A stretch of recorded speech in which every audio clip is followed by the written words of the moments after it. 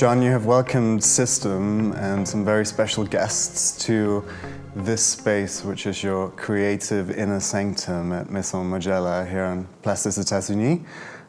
This is your artisanal workspace where your creative process unfolds and where your ideas come to life. We are joined by 8 students, MA Fashion Design from colleges around Europe and the UK. We're also joined by 2 people who mean a lot to John, his muses, Valentin and Thomas.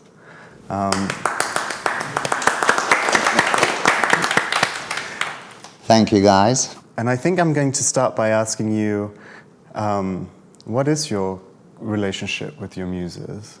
I've been working with these guys for some time now, and they've kind of, not just grown into that role, but beyond almost, and very much a part of the creative process, to a point where I actually rely on them as well. Painstaking work. I mean, I don't know how many kilometers between them they walk, or how many times they dress and undress in a day. I don't know, no one's ever followed that, but it must be hundreds and thousands. There's an empathy, I think, when we're working as well, which is quite rare to find. Sometimes you can find great people, but they're real chatterboxes. You know, when you're trying to work something out, they kind of know when to just keep stum, which is really respectful. But they don't stop speaking with their body.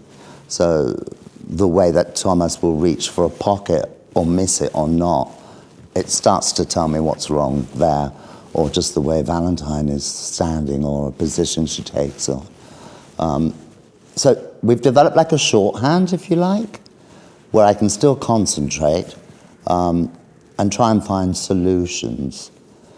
And then doing so many collections as well, I've grown to somewhat rely on them as well. I mean, there's so many fittings, and then, you know, all your team is taking notes, but then you might come back to that fitting like 3 weeks later because it's taken that long to make the adjustments, corset, something like that. It takes time. And sometimes I forget, so Valentin will remind me, oh, you did this and you did that. And remind us all. Ditto Thomas, some of the more complex things, the gestural things that he has kind of given birth to and created.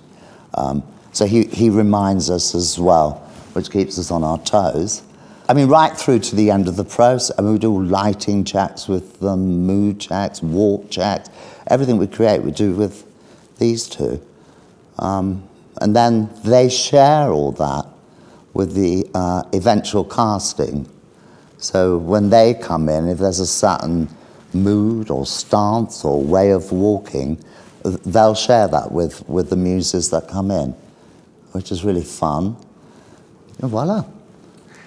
John, in the Artisanal 2024 show in January, you created this technique called emotional cutting, which is what you were describing before, the kind of gestures that you put into pulling up a hem, or you know, sort of pushing down a pocket, or the unconscious and conscious things that we kind of do to our clothes to convey feelings and so on.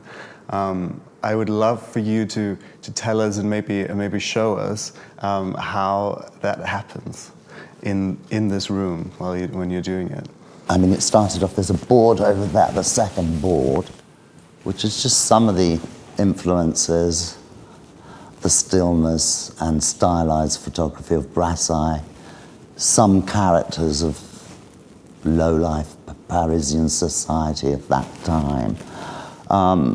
Thinking about where the collection was happening, which was by the Seine and under the bridge, and it was a nighttime show and there was going to be a full moon, so it's quite humid and dank. And so different things happen from, oh, show me, Thomas, that you're trying to avoid, you don't want the hems of your trousers to get wet because you're jumping over a puddle, to Valentin, it's really cold, you've been up for 2 days, 2 nights, and you're coming back from the best time of your life. Or you've been caught unawares, so you've come out and you've just grabbed what looks like your boyfriend's cardigan So every character you saw in the last défilé, that's not styling. The clothes are actually cut like that. You just simply put a hand in a pocket, and that's it, you're fixed, or the cardigan, or whatever it is, to help tell the stories. They're like my kind of, you know, silent actors, and the clothes are the script. The emotional cutting, like I remember we had that day where we just spent the whole night sort of, you know, trying to get into, indeed, the setting that you just described, where, you know, it's moonlit, it's cold, you kind of, you know, you're sneaking around the Seine, and then, you know, all these, you know, John just sits there sort of like saying things, and there's music, usually kind of too loud. You kind of can't hear John anymore, and then, you know, you just... I do it so I can't hear all the others around me, so but that's focused. the thing, like, because John does his storytelling with clothes, it's, you know, you have a lot of things to help you. So, you know, he puts a hat on you and just squish it down so you can almost, you know, it blurs your vision, and that already helps you.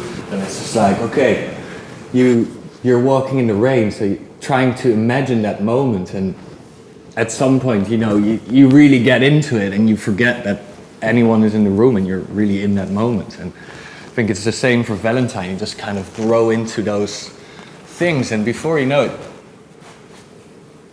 he hasn't stopped. I don't know if you've noticed, he's given you about 7 different gestures, you just kind talking. But that's the thing, like, John then says, okay, let's photograph it like this, and then it's like this very tense moment of like, oh shit, we have to get to the photo set without moving the pleats that we just made, because, you know, that is what we're trying to understand here, is like, how does that appear, and how does that become real?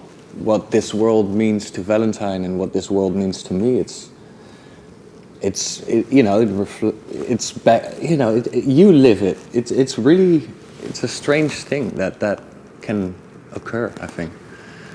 Be very careful the team you surround yourself with, because when you get it right, that's when the magic can happen. Indeed. Valentine, do you want to? Valentine's. So we worked on this cardigan. So John was showing me some Français photographies, and he gave me this cardigan and told me to wear it in the way that it was cold, next to la Seine. It was by night, so I just grabbed it and it that way, and this is how it came out. And then it's cut like this, right, John? The cardigan was just draped. In this case, it's quite a traditional cardigan. We wanted to keep a realness to it, and the finishing, which is this peel that makes it look kind of really old. The idea that it had been maybe an ancestral hand-me-down or belonged to her lover. And the narrative starts, you know, why has she appeared by the Seine? Completely done up in this corset, that this cardigan that's been put on, dressed in haste. So again, you start to build the narrative with the elements that could have an effect on the clothes. Obviously, this cardigan's been rained on, and she's loved it to death. She was kind of loving this stuff at one point as well in the pictures. An old friend, loved to death teddy bear or doll. Your muses are sort of choreographed, but also very much inject themselves into it according to the garments that you create for them. Yeah, so I work with a guy, a movement director called Pat P. And sometimes for the younger models who haven't done such a show, because it's not on a runway, you're as close as you are to me, and there's a certain parcours to walk around. You have to remember with the photographers of the film, the videos, you have to remember, there's quite a lot of information. And sometimes then, especially with a corset and then heels, you're really asking a lot of a young muse. Although they did come in for corset training, which was done in the most professional way we could, where we understood the correct way of breathing, where to place your diaphragm, and then only to breathe from there up. So it was almost like Pilates. And we shared as much information as both Thomas and Valentin on the easiest way to stand while you were putting the corset on, and different timings. We'd have like 3, halfway, 3/4, and then the full. And of course, some of my muses walk like angels, but as I said, sometimes it was challenging, especially when we did a little section that was inspired by all the broken dolls. And so together we were working with some muses that, they were great in the heels, that was all good. And then in the corset separately. When you put the corset and the heel together, it just became something that was very alien to them. But we coaxed them through, and we actually turned it into a bit of a choreography. So they were a little bit wobbly, so they'd walk, and when they were feeling they were going over, we'd just say, well, hold that broken pose, just hold it, center yourself, breathe, then take the next 4 steps, and then break again. So that feeling that they were going to go over, that horrible, anxious, that they could have just fallen, was turned into a shape. And I think they pulled it off really well. And this is something that we worked out with these guys as well. So everyone got round the circuit in one piece, which was good. Thomas got it immediately and just stood there and did this thing, this, shape. And I was like, what's going on here? What's going on? So I reached out to Olivia and went, check him out, what's he doing? What's he doing? And we were both like, and then he starts this walk. This is before we've even created the outfit, yeah? So we're just grabbing a bit of wool and kind of draping it around him. He won't come out the character. He's just standing there like a broken doll, staring us in the eyes. We were like, what's wrong with him? So today we thought that we would turn the tables and give all of you guys the opportunity to ask John Galliano some of the questions you've wanted to ask him. So I've always really admired your commitment to unfiltered freedom of fantasy. So what would you say is key to an uninhibited design process, if there is one? If there is one. Yeah. I think you know the answer, don't you? Because you wouldn't add if there is one. It's got to be planned. You have to plan the time. And there are parts that can be uninhibited. I mean, the research or discovering or going to the theatre, films, trawling through books, a trip around a market, a brocante, a flea market, all those things. One should feel completely free. I think it's good to have a plan, to plan it all, and remind yourself of what the objectives are. What is it that you really need to get done through this process?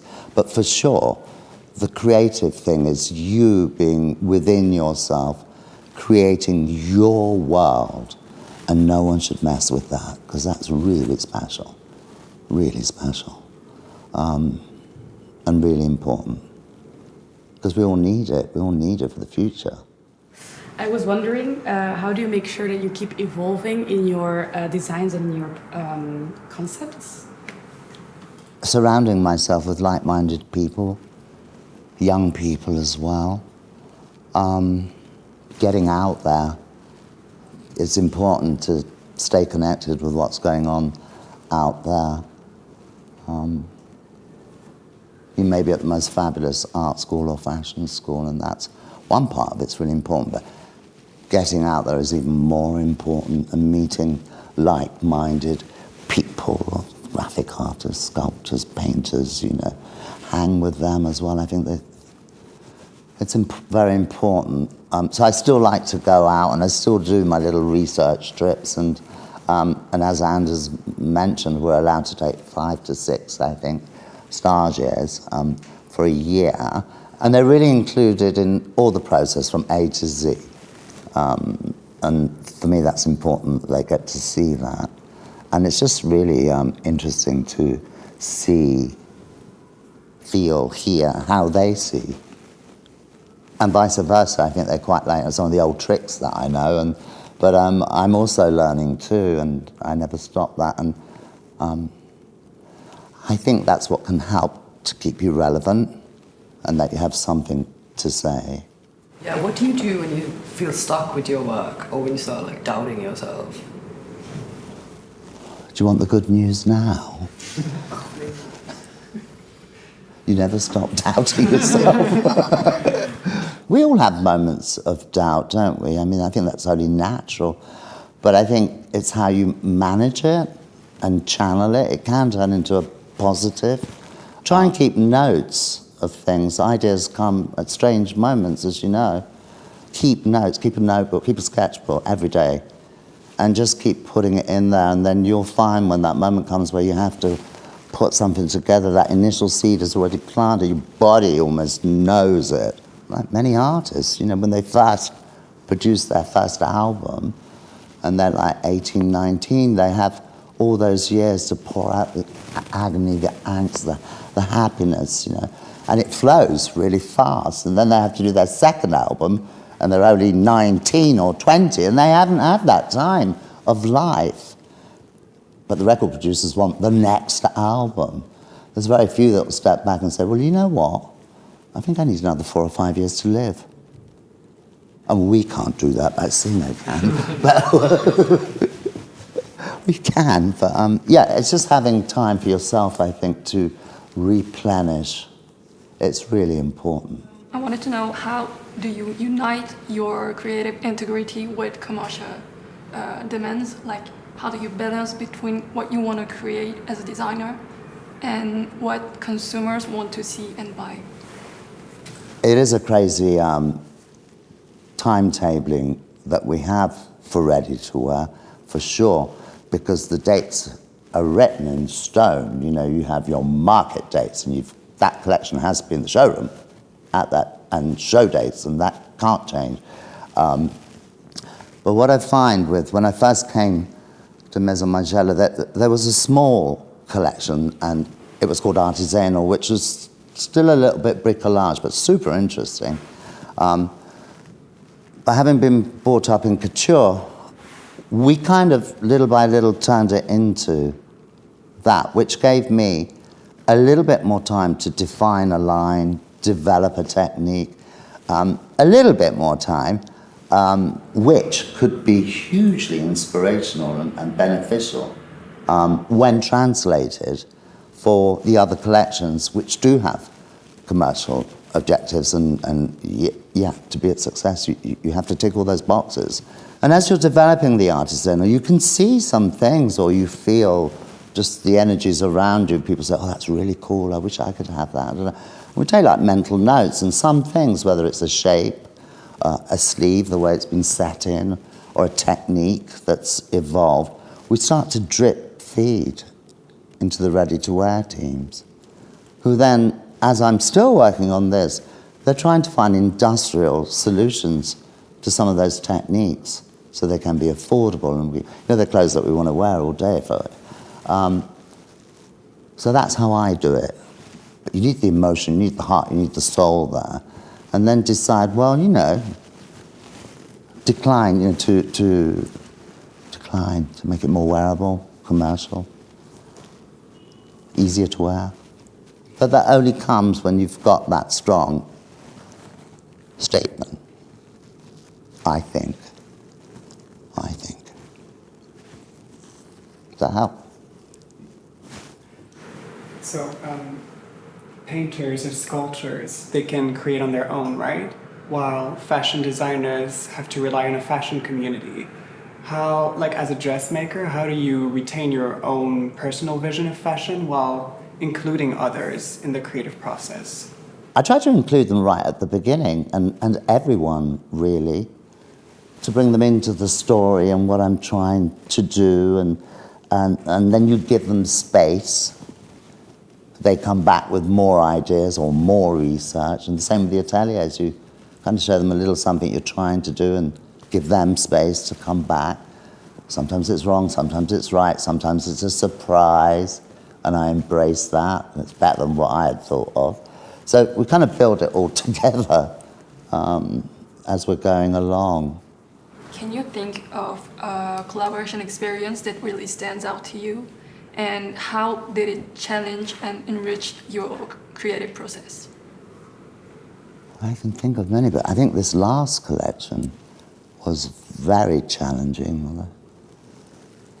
You know, you never stop learning with the buyer's cuts. Each fabric teaches you something different, but then to try and develop the buyer's cut, but over a corseted silhouette and altered body shape was really challenging. I mean, as much as we knew about the bias and corsets, both of which I'd done before, for the two to work together there was just no answers. We had to work everything out as we went along.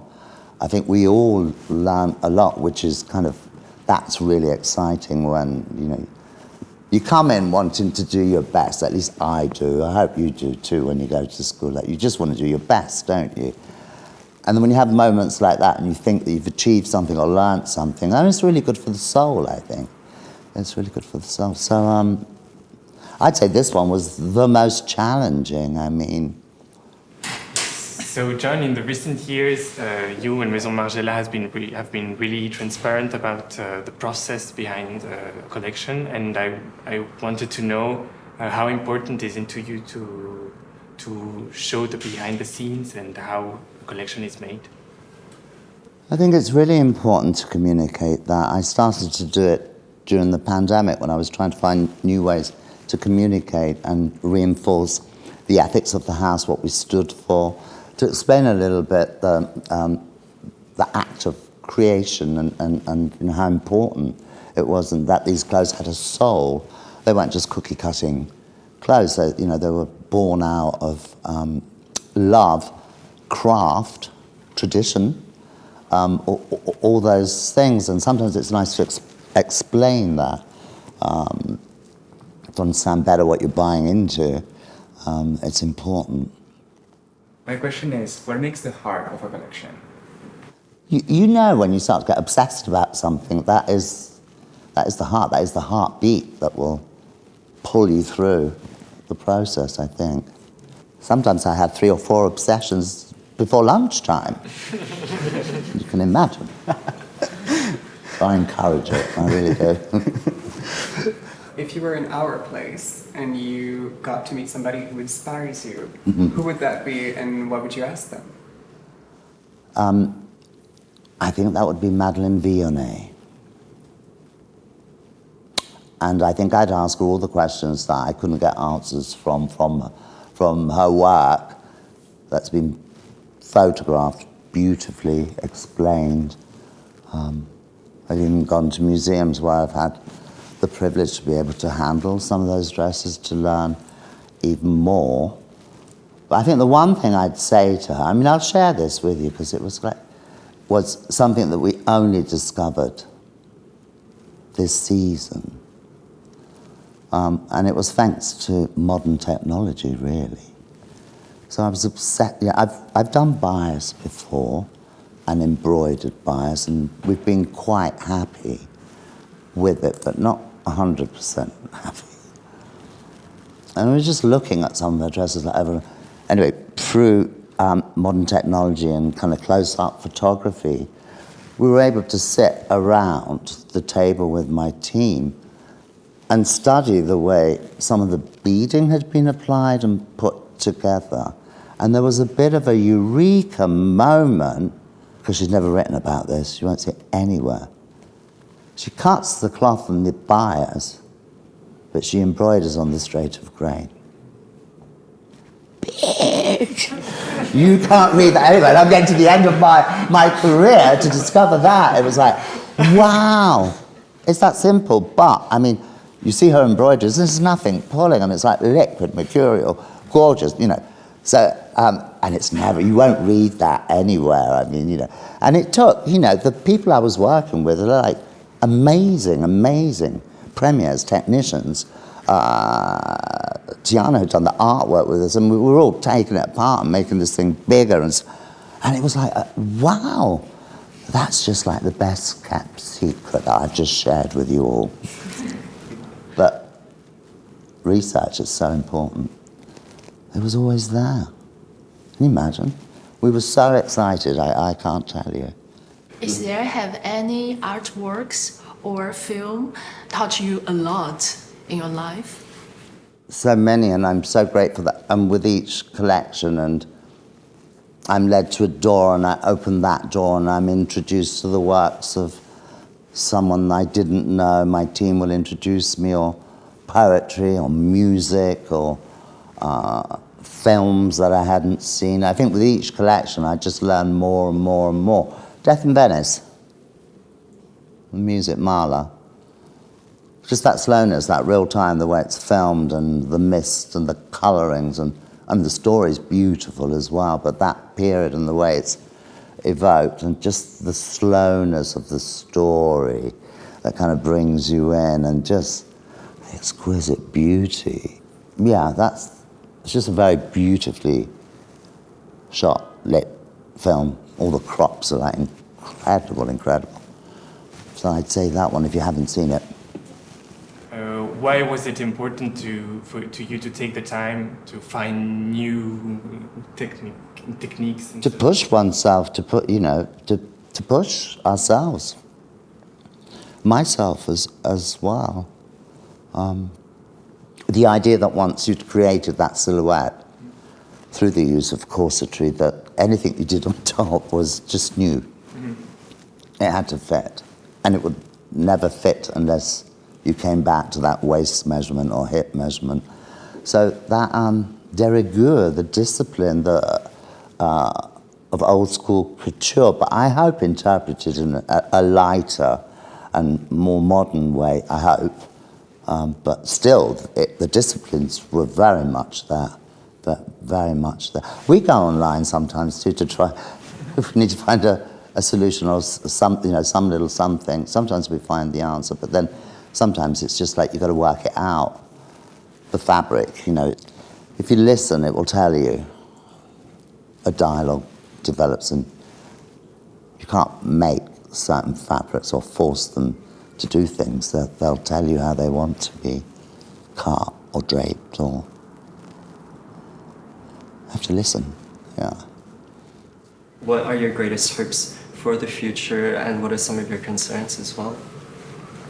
I think my greatest hopes for us, for our future, is that we continue to fly the flag, if you like, for couture, because I think really that's so important that we don't lose that, really. It's very important, I think, to move fashion forward.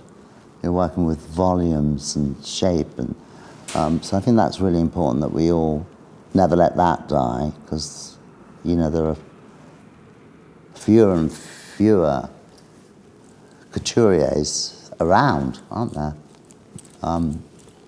So hurry up. We need you to jump in, and to never let that go, never lose that discipline, of dressmaking and understanding how to construct a dress, how to engineer a dress, the scaffolding, if you like, before you decorate it and build, and we never want to lose that. And supporting that, some of those embroiderers, or the different suppliers that work with us as well, we have to keep them busy, keep them going, and bringing in new blood. Very important, especially in this world as well, where one draws conclusions from algorithms, and even some creative decisions are made by algorithms. That's why couture, we have to, it's from your heart. You ask, where's the heart? I think they'll never work that out. They'll never work that out. It's you, your emotion, your hand, that you feel. Always be authentic. You won't go wrong, I don't think. Be your authentic, true selves. I think we're all wondering if you could give us a piece of advice for our graduates that are going to enter the fashion industry. A piece of advice? Something we should be aware of, or... And never give up on the dream. There's going to be times that are really challenging. Maybe your graduation show, I don't know. No, but even outside in the real world, there's going to be times where you might be disappointed. But every time that you learn something.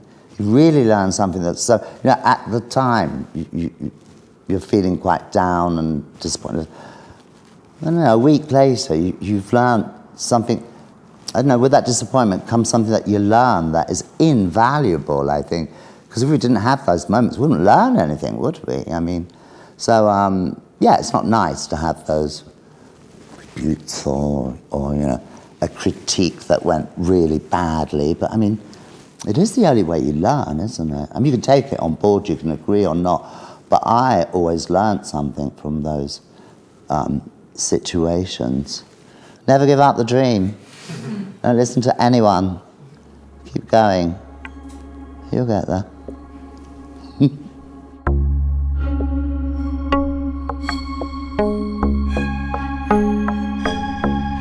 You have your office not far from here, which is just like stepping into your imaginations. It's full of objects and the most beautiful colors and flowers and scents and all these things. Because objects, I know, really inspire your work and the things that you surround yourself with. So with that in mind, we asked all of you guys to bring an object. John has not seen them. It's the first time he's seeing them. That inspires you or has inspired some of your work or might inspire you in the future, or something that just means a lot to you. And I would love to ask you, John, what immediately catches your eye? It's all. I mean, well, this, because I kind of know what it is. Who brought this one? I did. Ah. It's a globe de mariée with this wedding gloves. It's part of a French countryside folk culture. Yeah. And they were passed on from generation to generation. It's actually a decoration that you offer usually the bride so that she can put her crown or bouquet inside. And I just remember seeing my grandmother's, and it deeply inspired my graduate collection for my bachelor. Right. That's beautiful. I mean, it comes with a lot of other things, and sometimes you put them in a globe, and they're very special, lots of memories, and I love the mirror work. Which of these items surprises you the most? Surprises? Yeah. There's some pretty interesting. This one. Who brought this one? This dog. We don't have Coco here right now, but John has. No, she's still in hair and makeup. She dog. might turn up at the end. She's getting her hair did. Yeah, I brought the dog. Okay. It actually belonged to my grandmother. It's one dog of a pair. It was always on her fireplace. So she had the two. Yeah.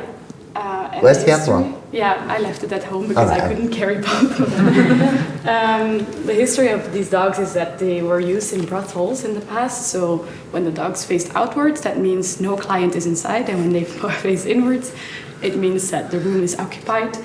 And I just really love the story behind it, and then it being on my grandmother's fireplace, and now it's in my house on the fireplace. So that's wonderful. I look at them every day. That's wonderful, that history, knowledge, emotion that can come from an object. And I think, as Auntie said, I do surround myself with different objects that kind of could be the beginning of a story, a collection. I wonder how many times you got turned around, that one. Thank you for sharing. I'm curious. Yes, what's in those files? Both being polite. Can we open? And one bottom name is Venus. It's about the charming and beauty. And another name is Bewitching. You can use it when you do meditation, or sometimes you need extra support. Very important scent as well. What does it evoke to you, John? The olfactory side of things as well when you're creating a story is really important. These two are both new, brand new for you. For me? Gift. Yeah, as a gift. Thank you so much. I will layer them. The deflated, or is it a balloon or is it a... Yeah, it is. Go on. It's a 1 meter diameter balloon, yeah. Oh, wow. And strong lungs to get that. yeah, no, with a pump. What interests me is everything that we can extract from an object. For example, for my last year collection was just variations on the object of an umbrella and everything you can extract and how you can apply it to a body. And this year, one of the starters was the balloon. So what is draped in a balloon? So for example, the knot, the material, the latex, so how you learn how to work with it. We use a bit of latex always in the collections. Work with a great girl, she's based in London, comes over. She's fascinating to work with. What is it?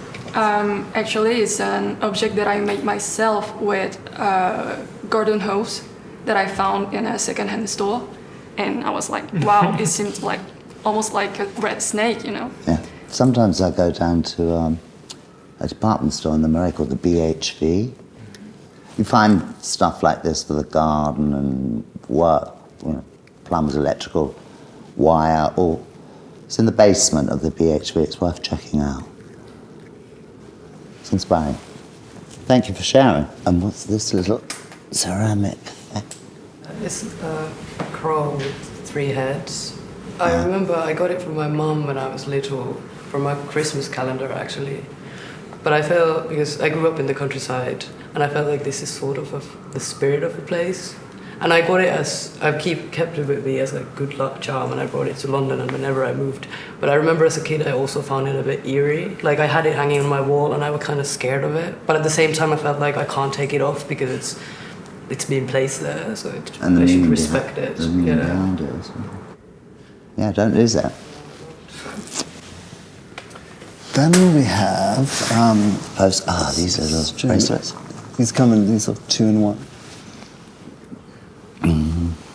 So they're Chinese knots, and you wear them for auspicion, and when they break, they're meant said to have protected you from like a really grave situation, which is why I brought it. I think it's really fascinating because it's a very commonplace object. It's mass-produced, but it holds a value which kind of connects you to something a little bit more spiritual and a little bit fantastical. So I think having those like everyday connections was really interesting.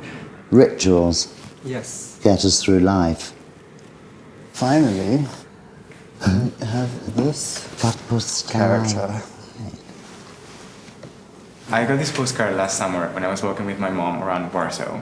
And I was really drawn to it because I feel like it has a lot of ambiguity in it. The main character is kind of like this person beyond gender almost. But then there's so many things about the image that are so strange, right? Because it feels so archaic. But then if you look in one of the corners, you will see there's some like skyscrapers, there's a person coming off one of the corners as well. Yeah. So it's very hard to place it in sort of like a time and place specifically. I think she, he, they're quite peaceful in the corner, aren't they? Yeah. It's like a book with an open ending almost. It's like you can really tell where this is going to go, and I think that's really exciting. Well, that's very special if you can project yourself in it. Yes, you should. Definitely. That's a good one. Yes. Well, thank you all for bringing those very special objets in. They are very inspiring. You brought someone too. Someone, I say, yes. Yes, I brought Auntie. I don't know if you've met her. She's over there. She's over 100 years old. She travels with me everywhere as well. I'm obsessed with her. But it was really her time this season.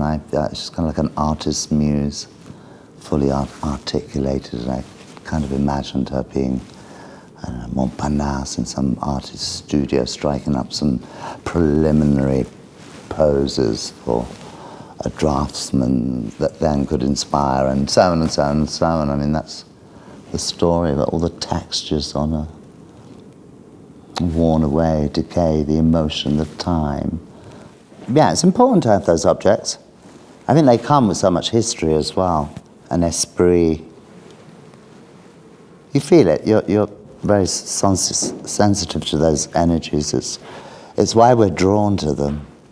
Amazing. Thank you so much for your generosity, John, No, for sharing thank so you. much. No, thank you. It's really nice to spend this morning with you all, really. In quite a chilled out kind of. It's great. It's great taking the time out to speak, like to share, and I wish you all the best of everything. It's going to be fun. Stay focused. Yeah. No, thank you. Thank you.